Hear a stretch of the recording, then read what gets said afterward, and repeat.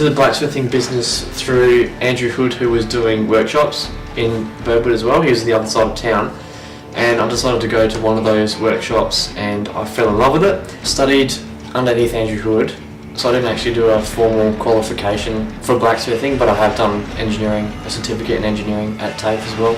I make a living through mostly commissions from people who request things, mostly through Instagram. They request things, you know, some things are only $20 worth, like a seahorse or an ornamental little piece, and some others are a couple thousand even. So bird baths or something like that would be up there as well. A lot of people do knife work, blade smithing and things like that, but I tend to stick towards the sculptural sort of artistic side of it. But I do love, that's not to say that I don't love the traditional techniques though, because I do love them, and I do love employing them in my work as well, to try and make it as different as possible, and blending as many techniques and as many different types of blacksmithing into one to really make it unique and pop from other people's work. I chose this career path because it's not only creative, which is what I want to do, but it's satisfying as well. When you get to create something from nothing, you get to have a bar of steel and that's it. Then you can create something beautiful out of that, and that's where most of the satisfaction comes from, is being able to create something beautiful from something incredibly simplistic. There are tons of different techniques. It depends on what you're doing as well. Some techniques are quite simple, like even just hammer control is a technique that you need to learn, and that's just how to shift metal in any direction, and that is across the board. That's what you need to know for everything.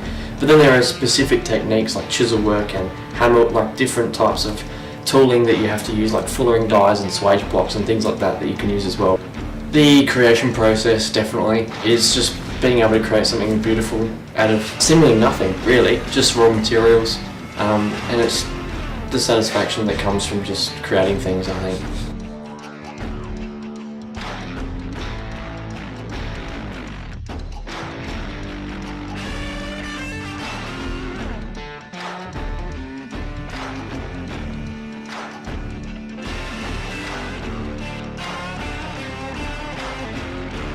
Clients come mostly from Facebook, like friends of friends, like word of mouth as well, and Instagram as well.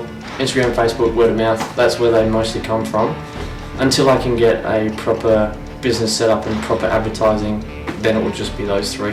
Develop my business at home mainly, and I employ the help of my teacher Andrew Hood sometimes if there's a big job that I can't do here, and at the moment I'm doing a full-time job at Kanban 2 Copper Mines, which is sort of holding that revenue up so that I can fund all of this stuff as well.